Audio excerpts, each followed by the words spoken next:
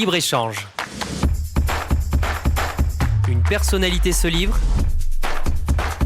ses créations, ses valeurs, ses engagements. Une émission avec Olivier Biscay. Bonsoir à toutes et à tous, bienvenue sur Radio Aviva, bienvenue sur Libre-Échange, une émission en partenariat avec Midi Libre. Mon invité ce soir est François-Xavier Loche, bonsoir. Bonsoir. Vous êtes le préfet de l'Hérault. François-Xavier Loche, le 24 août dernier, la synagogue de la Grande Motte a été l'objet d'un attentat, un attentat antisémite. Depuis, la communauté juive, les Français, restent bouleversés. Comment les rassurer, François-Xavier Loche ?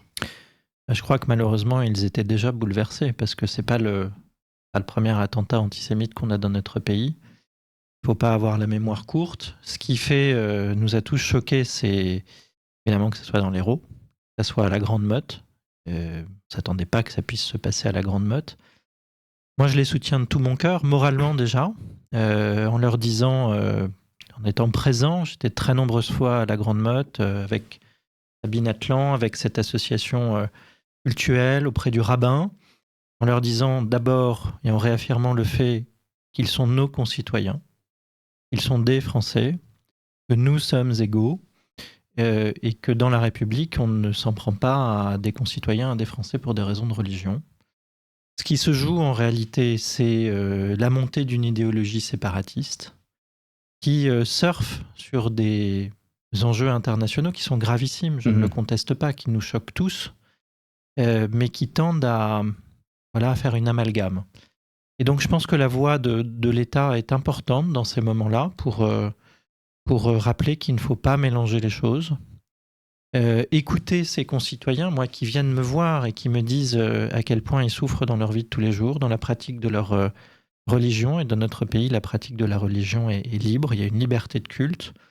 Dans leur vie de tous les jours, sur les noms à connotation juive qu'on ne met plus sur les boîtes aux lettres, sur les insultes malheureusement du quotidien qui sont entendues par les enfants à l'école, les insultes qui fusent dans la rue, les incidents intolérables comme on a eu dans le tramway de Montpellier. Je pense qu'il faut qu'on se ressaisisse collectivement sur ces sujets-là. C'est important parce qu'on a une partie de la population qui, il faut le dire, a peur. Oui, ça veut dire qu'être juif en France aujourd'hui, c'est vivre avec la peur au quotidien. En tous les cas, c'est ce qu'ils me disent. Et moi, ça me fait réagir parce que je trouve ça insupportable, absolument insupportable. Et donc, je fais tout d'abord pour leur dire le contraire et leur dire que la République, elle est là pour les appuyer, pour les aider, pour les protéger. Et comment faites-vous pour les protéger ? Eh bien, on a mobilisé beaucoup les policiers et les gendarmes. D'abord, on a répondu à cet attentat antisémite et je veux saluer ici l'action des gendarmes, des policiers de la police judiciaire, des services centraux qui sont venus nous appuyer, le courage des policiers municipaux, des gendarmes et des pompiers primo-intervenants. Je pense que c'était très important d'interpeller rapidement l'auteur de ces faits qui sera jugé. Et ça, c'est important de le dire aussi. On a confiance dans la justice de notre République. Nous leur disons aussi, collectivement, avec les élus de la République, c'est les deux manifestations qui ont eu lieu à la Grande Motte et aussi sur la place de la Comédie. Nous protégeons notamment les écoles juives. Nous protégeons les lieux de culte, évidemment. C'est une demande très forte du ministre de l'Intérieur. Et puis, on le fait ici continuellement. Vous avez vu des renforts de sentinelles, notamment à la Grande Motte. Et puis, moi, je prends ma part dans le débat public avec les moyens que j'ai, ma parole. Les polices administratives aussi, vous m'avez vu interdire des manifestations. Plusieurs fois. Plusieurs fois. C'est-à-dire que je place le curseur dans ce qui est acceptable au titre de la liberté d'expression et là où je considère qu'on dépasse certaines limites. Ça veut dire aussi être plus sévère à l'endroit de femmes et d'hommes politiques qui tiennent des propos antisémites. Dans notre République, ces mêmes élus qui portent une écharpe tricolore. Moi, je n'ai pas à me prononcer sur les hommes et les femmes politiques. Ils sont assez grands pour avoir la responsabilité de leurs paroles, de leurs actes. Et ça contribue à ce climat. Écoutez, c'est pas à moi de me prononcer là-dessus. Ne m'attirez pas sur un champ politique qui n'est pas celui du préfet de l'Hérault. En tous les cas, je constate qu'il y a des voix divergentes dans la classe politique qui s'expriment. Moi, je suis un représentant de l'État et du gouvernement. Je suis là pour protéger la liberté de manifester, la liberté d'expression, mais de l'autre côté aussi la sécurité de nos concitoyens, la liberté de culte. J'essaie de placer les choses le plus adroitement possible au titre de l'équilibre. Et je pense que au regard de la situation internationale, au regard de cette situation que j'ai décrite, il ne faut pas rajouter de l'huile sur le feu actuellement. Et à chaque fois qu'on prend la parole sur des sujets internationaux, c'est un droit évident de nos concitoyens, ne jamais placer une parole qui puisse aller vers l'amalgame ou provoquer des réactions contre nos concitoyens juifs qui sont sur le territoire national. Et ça, je pense qu'il faut y faire très très attention parce que cette bête immonde qu'est l'antisémitisme, je disais au mois d'octobre dernier sur la place de la Comédie qu'en fait c'est un mal français. Elle est très présente dans notre société. Quand vous regardez l'histoire de notre pays et même l'histoire des Juifs à Montpellier, quand on y repense, on en discutait l'autre jour avec le grand rabbin, le président du consistoire, Michael Delafosse, en visitant le Mikvé. L'histoire de la France et des Juifs, elle est compliquée. C'est une histoire d'amour et de rejet. C'est une histoire qui fait que la présence des Juifs ont construit une partie de notre pays. Mais également, notre pays a eu des difficultés et a rejeté ces populations au fil du temps et bien avant la période de l'État français et de Vichy.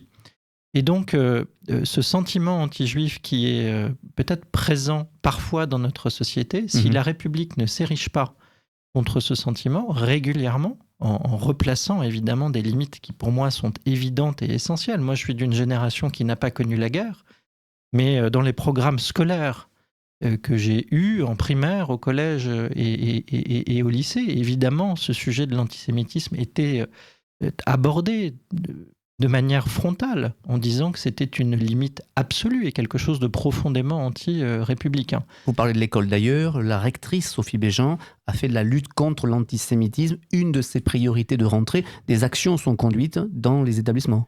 Oui, j'étais l'autre jour avec elle au lycée Champollion. On avait d'ailleurs une très belle séquence à Latte, avec son équipe en charge des valeurs républicaines. On a revu une très belle fresque de Simone Weil et qui a abouti à une réflexion complète des élèves sur ces sujets de l'antisémitisme. Avec Perla Danan, la présidente du CRIF Languedoc, je dois vous dire qu'on l'a souhaité ce moment-là. C'est-à-dire que juste après l'attentat antisémite de la Grande Motte, nous avons dit à la rectrice, parce qu'on a des signaux qui ne sont pas très positifs dans nos écoles, il faut dire ce qui est, qu'il était important de consacrer les moments sur les valeurs républicaines dans cette rentrée au sujet de l'antisémitisme. C'est ce que la rectrice a fait, très bien et très vite, et je m'en félicite. Ça signifie donc aussi que cette question de la lutte contre l'antisémitisme, c'est l'affaire de tous, de toutes, tous les Français, à tous les niveaux, et quels que soient les sujets, les attitudes, les phrases qui sont évidemment produites. Oui, je crois qu'il faut que chacun ait une réflexion par rapport à ce sujet-là. On a la chance de vivre dans un pays de liberté qui, dans son histoire, a été très marqué par ces sujets-là. Je pense notamment à la Shoah. Je pense que toutes les personnes qui sont passées par l'école républicaine savent ce que peut donner l'antisémitisme, malheureusement, dans notre pays. Et donc, effectivement, il faut que chacun réfléchisse avant de dire des choses. De faire des amalgames. Je n'ai pas trouvé mieux que ce terme de l'amalgame. Moi, je pense profondément que nos concitoyens juifs qui sont en France ne sont absolument pour rien dans ce qui se passe au niveau international. Ils peuvent penser ce qu'ils veulent là-dessus, mais pas d'amalgame entre les deux. Et malheureusement, on voit que depuis le 7 octobre dernier, les faits antisémites sont en forte augmentation. On en a, par exemple, dans le département recensé 87 au total. C'est une statistique que je vous donne là, qui est en augmentation dans tous les territoires, les villes comme la ruralité, et donc ces événements créent quelque chose dans notre territoire. Et je pense qu'il doit y avoir une parole républicaine par rapport à ça, et de lutter contre l'amalgame, de rassurer nos concitoyens dans leur manière de vivre dans notre pays. Une question globalement sur les attentats. Gérald Darmanin, ministre de l'Intérieur démissionnaire, l'a indiqué il y a quelques jours. Plusieurs attentats ont été déjoués pendant l'été, pendant les Jeux Olympiques. Là aussi, c'est l'illustration d'une efficacité de tous les services, de l'ordre, services de police, de gendarmerie, de tous les services. Mais c'est aussi l'illustration qu'en effet, on en veut à notre pays et à notre modèle républicain. Oui, alors le contexte a sans doute changé. On est peut-être moins sur des attentats importés, pilotés de l'extérieur, plus sur des sujets... on dira d'autoradicalisation pour aller vite, plus par des personnes d'ailleurs de plus en plus jeunes, ce qui est inquiétant, parfois à la marge du trouble psychiatrique d'ailleurs. Mais ce que je peux vous dire en tous les cas, c'est qu'on a tous beaucoup travaillé depuis le printemps. On a multiplié, je sais que La presse en a beaucoup parlé, certains s'en sont émus, mais moi je les défends. On a multiplié les procédures au titre du renseignement, les procédures administratives, les visites domiciliaires, des outils par exemple qui sont les MICAS. Bref, on a renforcé le suivi des personnes que nous suivons pour radicalisation. On l'a fait aussi dans ce département, fortement, très fortement. Et je crois qu'on peut se féliciter du bilan de ces Jeux Olympiques. Alors dans l'Hérault, il est évidemment contrebalancé par cet attentat antisémite de la Grande Motte. Mais je pense que nous faisons ce qu'il faut sur ces sujets-là. La bataille qu'il faut mener maintenant, je vous parlais de ces personnes de plus en plus jeunes qui sombrent dans la radicalisation et le séparatisme, c'est de travailler pour l'avenir. C'est-à-dire d'éviter qu'on ait une prochaine génération qui naisse avec les mêmes problèmes. Et donc là aussi, ça passe par l'éducation, bien sûr, et par le suivi de ces familles, de ces jeunes. Ça passe évidemment par l'école. Ça passe par tout ce qui est autour de l'école. Vous savez, quand je vais signer les contrats de ville actuellement, qui nous permet de mettre en place cette politique de la ville dans les quartiers prioritaires de la ville, 100 000 habitants dans le département de l'Hérault, je dis en forçant le trait aux associations qui sont là que ces jeunes, il faut les prendre en main à la sortie de leur école et lutter contre l'oisiveté. Il y a un modèle républicain, il est très fort dans notre pays, il faut le dire, il faut le soutenir, il faut le marteler. On doit en être fier, mais vous avez des ferments très forts qui peuvent éloigner les jeunes de ce format républicain. C'est le séparatisme, c'est-à-dire des gens qui disent que la religion doit prendre le pas sur les lois de la République, c'est évidemment inacceptable, mêlé parfois à d'autres formes de déviance et de délit. Je pense notamment à toute l'économie grise ou noire des stupéfiants et des trafics. Les deux vont bien ensemble. Ce sont des modèles anti-républicains et moi je pense que notre action, elle doit être de lutter contre ça et par un modèle positif qui est celui de l'intégration, qui est celui du travail, qui est celui de l'écoute, qui est celui du dialogue, sur lequel, positivement, il faut qu'on démontre que c'est le plus performant. Vous parlez des stupéfiants, plusieurs opérations place-net, dites place-net, ont été lancées dans notre pays. Dans l'Hérault, vous en avez lancé parmi les premières dans ce département, François-Xavier Loche. Est-ce que vous avez déjà un bilan chiffré, ou en tout cas en termes de tonalité dans les quartiers, des retours des habitants ? Alors effectivement, on a été dans les premiers à en lancer. Je crois que ça s'appelait pas encore PlaceNet à l'époque, où on a peut-être contribué à inventer le nom, je sais pas. En tous les cas, j'ai en tête la une de Midi Libre sur la première PlaceNet que nous avons fait dans le quartier de Saint-Martin. Le bilan est positif. Il est positif parce que je crois que par ces opérations, on montre qu'on ne se résigne pas tout simplement à l'emprise des stupéfiants sur un quartier. Il est positif, mais il est à parfaire, parce qu'on voit bien que c'est un travail de long terme qu'il faut mener. On l'a vu à Saint-Martin, on l'a vu dans le quartier d'Aiglongue surtout, où les habitants très vite nous ont dit « mais il faut rester, il faut en faire plus ». Donc le message que je fais passer, c'est que après cette saison estivale, où sans doute on a consacré aussi beaucoup nos moyens sur la protection des touristes qui étaient dans le département, sur la sécurité publique des personnes, sur des renforts importants aussi qui sont parti à Paris, et vendredi, je saluerai ces policiers, ces gendarmes et ces pompiers qui ont contribué à la sécurisation des JO. On va les reprendre à l'automne, et on va continuer. On va continuer en touchant d'autres quartiers, puis on repassera sans doute aussi dans les quartiers où nous étions une première fois. C'est un travail de longue haleine. Ce n'est pas qu'un sujet de sécurité, je le redis. Les stupéfiants, le trafic de stupéfiants, s'il existe, c'est d'abord parce qu'il y a des consommateurs. Donc moi, je le redis, j'en appelle aux personnes qui consomment des stupéfiants. Sans cette consommation, on n'aurait pas de problème. Donc il faut qu'ils réfléchissent. Donc une question de responsabilité, c'est ce que vous dites. De responsabilité, effectivement, des consommateurs. Malheureusement, le débat public n'est pas très clair sur ce sujet-là dans nos pays. Moi, je suis toujours effaré parfois quand j'entends des personnes qui disent qu'il faut légaliser la consommation de stupéfiants, qui nous disent d'ailleurs très facilement que ça éteindra toute forme de trafic. Des trafics, on en trouvera d'autres. La meilleure preuve, c'est que la deuxième plaie départementale en matière de trafic, c'est tout simplement le tabac. Je crois que c'est légal dans notre pays. Et pourtant, on a des trafics sur ces sujets-là. Et donc, la bonne solution, c'est de ne pas consommer. Une dernière question, double question sur la sécurité avant de parler d'économie. Autour des refus d'obtempérer et des rodéos, de nombreux drames ont émaillé l'été, ces dernières semaines. On se souvient de ce drame avec ce représentant des forces de l'ordre du côté de Cannes et ce rodéo dramatique à Valoris. Le département de l'Hérault n'échappe pas à ce fléau, à ces fléaux-là. Beaucoup de maires interviennent pour prendre des arrêtés. Qu'est-ce que vous pouvez faire de complémentaire et est-ce que ce que vous menez a des répercussions positives ? D'abord, on mène des actions régulières anti-rodéo dans le département. On les mène avec des moyens qui sont un petit peu rénovés, notamment l'utilisation de drones. J'en profite d'ailleurs pour dire que ce sont des drones utilisés à titre judiciaire, donc je n'aurai pas le débat de savoir si l'arrêté du préfet est publié. Voilà, on innove en la matière, donc les rodéos, quand il y en a, on sait trouver les responsables, on sait interpeller, on sait surtout détruire les machines qui sont utilisées. Et d'ailleurs, j'ai demandé aux forces de sécurité de regarder comment plus les détruire directement. Il y a des possibilités législatives et réglementaires en la matière. Mais effectivement, cette affaire de Valoris, elle nous a beaucoup touchés, parce que évidemment, quand on perd un militaire de la gendarmerie dans ces circonstances-là, moi, j'ai vu avec beaucoup d'émotion les propos de la compagne du militaire. Quand on en vient finalement à dire qu'il y a une responsabilité de l'État sur ces sujets-là, moi, ça me touche beaucoup parce que je suis le premier représentant de l'État dans le département. Et donc, la meilleure réponse qu'on apporte, c'est, avec nos moyens, de lutter contre ce fléau, sans jamais, et ça c'est le plus compliqué, mettre en danger la vie des policiers et des gendarmes. C'est vraiment très compliqué ce sujet-là. Je sais que c'est beaucoup commenté, la capacité ou pas des policiers et des gendarmes d'intercepter quelqu'un qui fait un rodéo.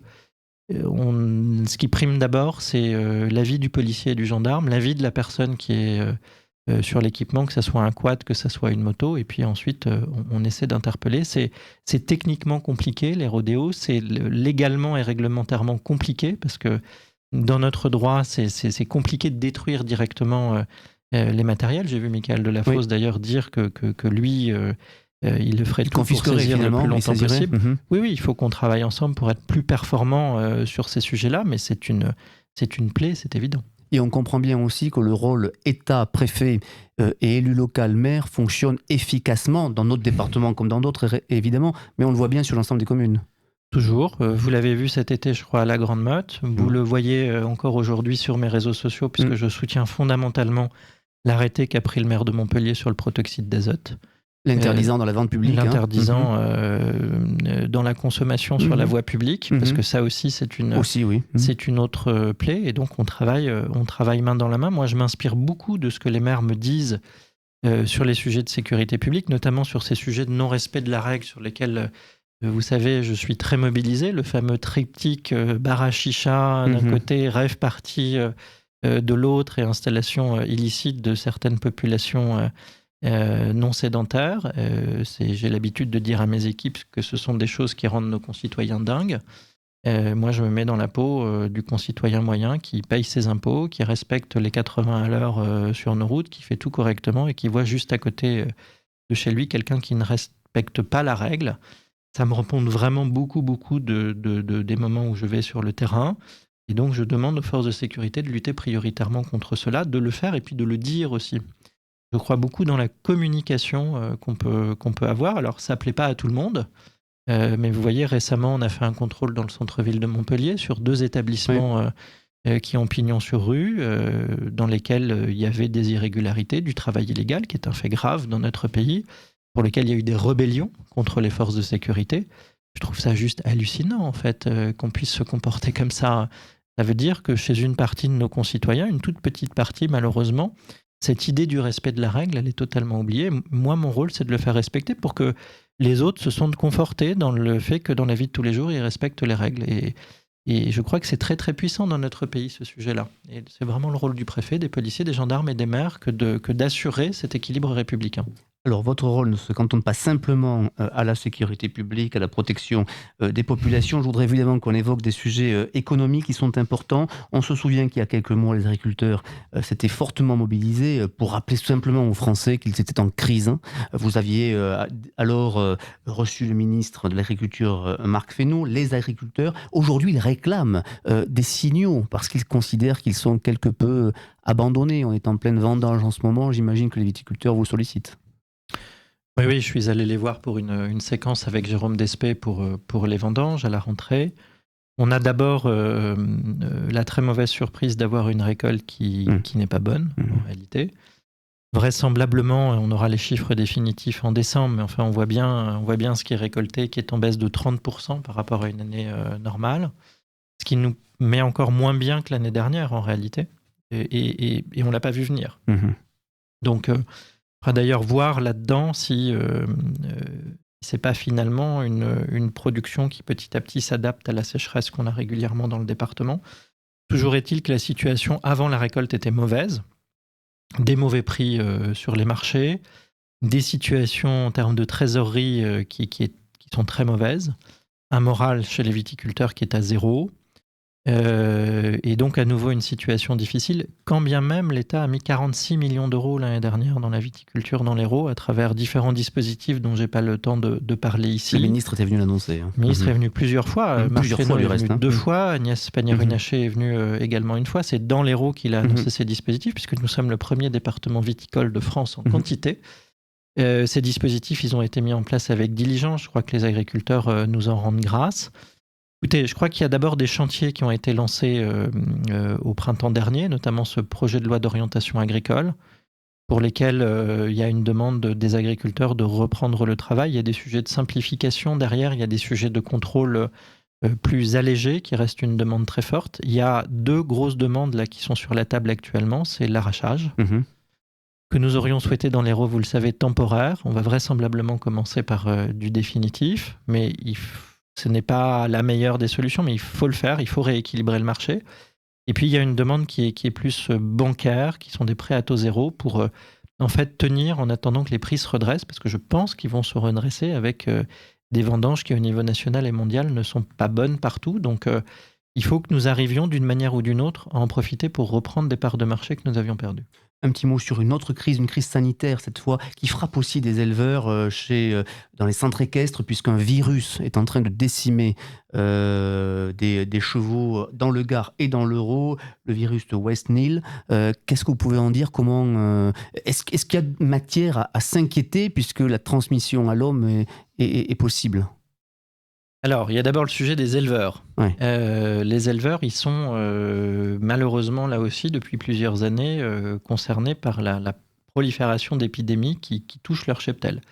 Je pense à la fièvre catarrhale ovine, un premier sérotype qui est dans le département et dans le sud de la France depuis maintenant plusieurs années, un deuxième qui nous arrive du nord de la France et qui n'est pas arrivé, et puis aussi cette maladie West Nile qui est connue en Camargue, c'est pas la première année où on en a, qui est apparue plutôt dans le Var, d'ailleurs, au cours de l'été, qui est très présente maintenant dans le Gard et dans l'Hérault. Donc on a plusieurs cas sur des chevaux. C'est une maladie qui touche d'abord, qui est portée par les oiseaux d'abord, qui ensuite est transmise par les moustiques, et pour lequel et le cheval et l'homme d'un côté sont ce qu'on appelle des cul-de-sac épidémiologiques. C'est-à-dire que contrairement à la dengue ou au chikungunya, il n'y a aucun risque qu'un moustique qui repique un cheval infecté le propage. Mais ça a des effets sur les chevaux. Moi, j'ai entendu l'inquiétude des responsables de centres équestres, des éleveurs. C'est pour ça que très tôt, dans le département, on a fait une réunion sur 2 sujets. D'abord, leur faire passer des messages de protection des chevaux, ce qui est compliqué puisqu'on les élève en plein air. Mais la seule réelle méthode, c'est sans doute de les mettre à l'écart des zones où il y a des oiseaux et des moustiques, en essayant de les rentrer, en démoustiquant autour des animaux. Il y a des méthodes aussi de prophylaxie, il y a des vaccins qui existent. Alors j'entends qu'ils sont en nombre trop peu nombreux, mais ça existe. Et puis après, il y a le sujet de l'homme. On a 1 cas confirmé. Nous avons 3 cas en cours d'évaluation dans le département. Pour la majorité des personnes, la maladie ne se manifeste pas. Pour d'autres, en nombre très limité, vous avez une fièvre importante et un état grippal. Et puis pour une partie très limitée de la population qui a déjà des problèmes de santé, il peut y avoir des atteintes neurologiques. Alors, je crois que le meilleur conseil qu'on puisse donner aux personnes dans cette situation, dans ce mois de septembre, parce que les moustiques ne durent pas toute l'année, fort heureusement, eh bien, c'est d'éviter certaines zones où il y a ces types de moustiques, donc les zones marécageuses. Et si les personnes y vont, c'est pour ça que j'ai communiqué notamment auprès des chasseurs, qui pratiquent leur sport dans ces milieux-là, leur passion dans ces milieux-là, c'est de se couvrir et d'utiliser de l'anti-moustique. Et puis, si par hasard on a des symptômes et qu'on ne sait pas ce que c'est, de se rendre aux urgences qui ont été alertées sur le fait que des cas puissent se manifester.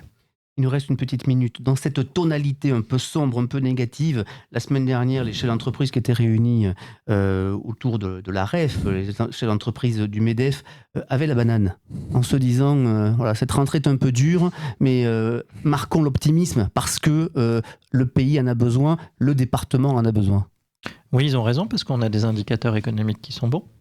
D'abord, en France, on ne parle jamais des trains qui arrivent à l'heure et des bonnes nouvelles, mais on a un taux de chômage qui est au plus bas, qui d'ailleurs, malgré le Covid, malgré la guerre en Ukraine, n'a pas beaucoup redécollé.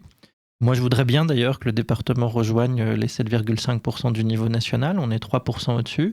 On va se mobiliser avec France Travail. On a des taux d'intérêt qui vont baisser également. Donc il y a de la place pour une activité économique florissante dans notre pays. On a des beaux projets d'entreprise qui s'installent dans le département. Genevia à Béziers, les ICC, donc le cinéma, la télévision du côté de Montpellier. On inaugurait hier l'IHU de Montpellier sur le sujet de la santé. On a le nautisme, on a l'éolien en mer, on a plein de filières qui se développent dans le département. Et moi, je passe aussi beaucoup de temps sur le terrain à expliquer que le développement économique, il faut le désirer. Et je le dis aux élus pour qu'ils préparent notamment des terrains, des zones aménagées pour accueillir des entreprises. Et il y a de l'espoir parce qu'on a dans ce département tout pour réussir. Merci beaucoup François-Xavier Loche, préfet de l'Hérault. Merci mon invité ce soir. Merci beaucoup. Libre-échange.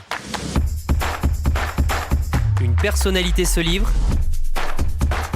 Ses créations, ses valeurs, ses engagements. Une émission avec Olivier Biscay.